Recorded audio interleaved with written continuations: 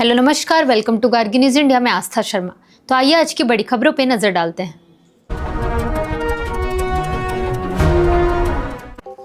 असम चुनाव में नरेंद्र मोदी ने कांग्रेस पर घुसपैठ और भ्रष्टाचार को बढ़ावा देने का आरोप लगाया। वहीं प्रियंका गांधी ने जवाब में बीजेपी पर माफिया राज चलाने का आरोप लगाते हुए पलटवार किया। ईरानी तेल लेकर भारत आ रहे जहाज की खबरों पर शिपिंग अधिकारी ने कहा कि इस बारे में कोई ठोस जानकारी नहीं है। हालांकि पहले ट्रैकिंग डेटा में संकेत मिले थे कि 2019 के बाद पहली बार ईरान का कच्चा तेल गुजरात के एक बंदरगाह की ओर आ सकता है।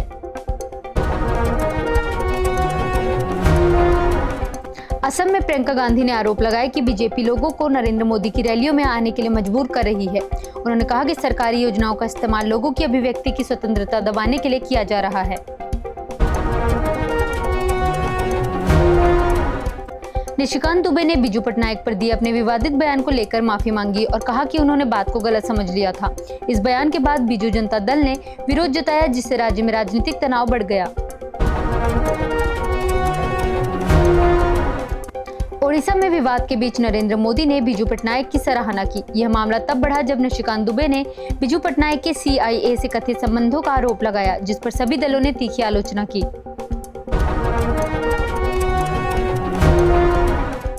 Prime minister Narendra Modi cabinet committee on security की अहम बैठक की अध्यक्षता करेंगे। यह बैठक पश्चिम एशिया में जारी तनाव के असर और सुरक्षा स्थिति की समीक्षा के लिए बुलाई गई है।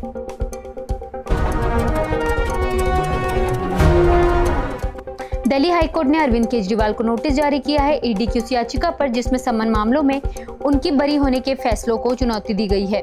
जस्टिस स्वर्णकांता शर्मा की बेंच ने 22 जनवरी के आदेश पर जवाब मांगा है और अगली सुनवाई के लिए 29 अप्रैल की तारीख तय की है।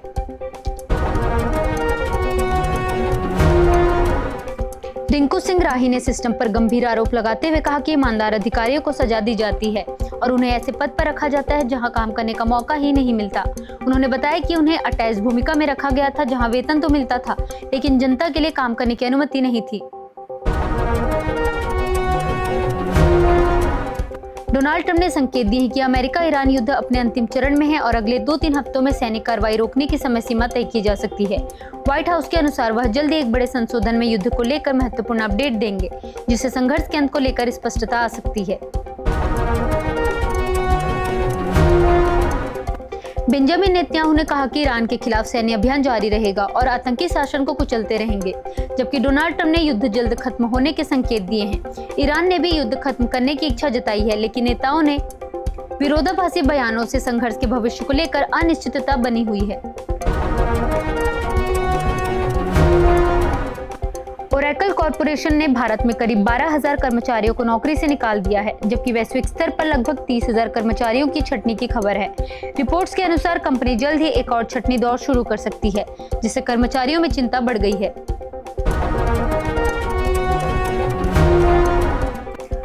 UAE ने संकेत दिए हैं कि वह स्ट्रेट ऑफ हॉर्मज को खोलने के लिए अमेरिका और उसके सहयोगियों के साथ सैन्य भूमिका निभाने को तैयार है। यदि ऐसा होता है तो UAE सीधे युद्ध में शामिल होने वाला पहला खाड़ी देश बन सकता है, जिससे क्षेत्रीय तनाव और बढ़ सकता है। सर्जियो गोर ने कहा कि डोनाल्ड ट्रंप भारत अमेरिका संबंधों को लेकर गहराई से चिंतित है और दोनों देशों के रिश्तों को मजबूत करना चाहते हैं। हाल ही में नरेंद्र मोदी और ट्रंप के बीच फोन पर बातचीत भी हुई, जिसमें खाड़ी क्षेत्र की स्थिति और जारी संघर्ष पर चर्चा की गई। एंथनी अल्बनीज ईरान संकट को लेकर राष्ट्र को संबोधित करेंगे, जिसमें मिडिल ईस्ट युद्ध के आर्थिक प्रभाव और ईंधन संकट पर चर्चा होगी। उन्होंने चेतावनी दी है कि पेट्रोल की कीमतों में भारी बढ़ोतरी और सप्लाई पर असर के चलते आने वाले महीनों में हालात चुनौतीपूर्ण रह सकते हैं।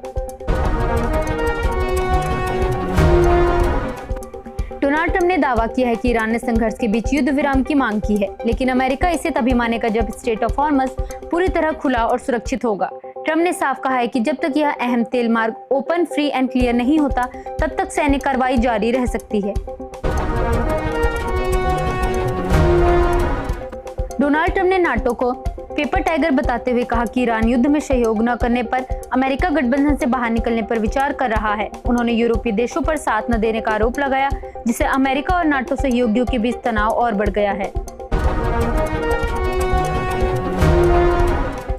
इस्लामिक रेवोल्यूशनरी गार्ड कॉर्प्स ने मिडिल ईस्ट में अमेरिकी कंपनियों को निशाना बनाने की धमकी दी है।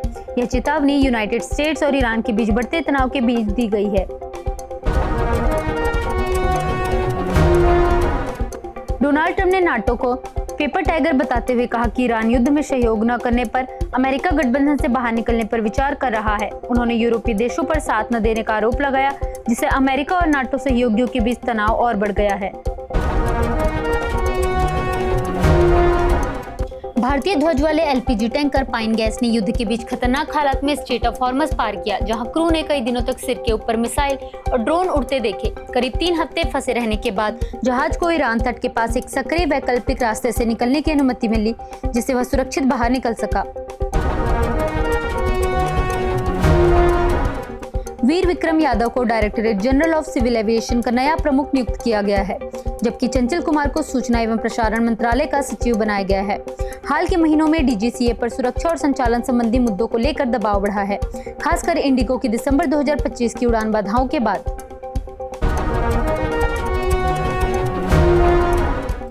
ट्रांसजेंडर संशोधन बिल को राष्ट्रपति की मंजूरी मिल गई है, हालांकि इसके खिलाफ विरोध जारी है।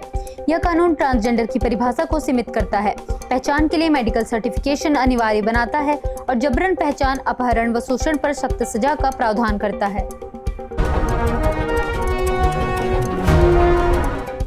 लोकसभा ने अमरावती को आंध्र प्रदेश की एकमात्र राजधानी बनाने वाला बिल पास कर दिया। वाईएसआर कांग्रेस पार्टी ने विरोध में वॉकआउट किया और कहा कि यह कानून किसानों के मुआवजे और वित्तीय हितों की रक्षा नहीं करता। मल्लिकार्जुन खड़गे ने वेस्ट एशिया संकट पर चर्चा की मांग करते हुए सरकार पर सवाल उठाए। आपके पीएम कहां थे? इस पर किरण रिजिजू ने जवाब दिया कि सरकार चर्चा से नहीं भाग रही है और इस मुद्दे पर संसद में बयान दिए जा चुके हैं।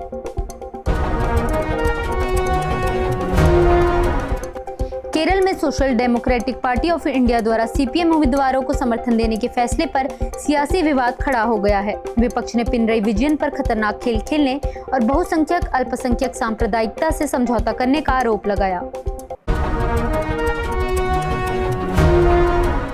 तो ये थी आज की बड़ी खबरें। बने रहिए गार्गी न्यूज इंडिया के साथ। मैं आस्था शर्मा, धन्यवाद।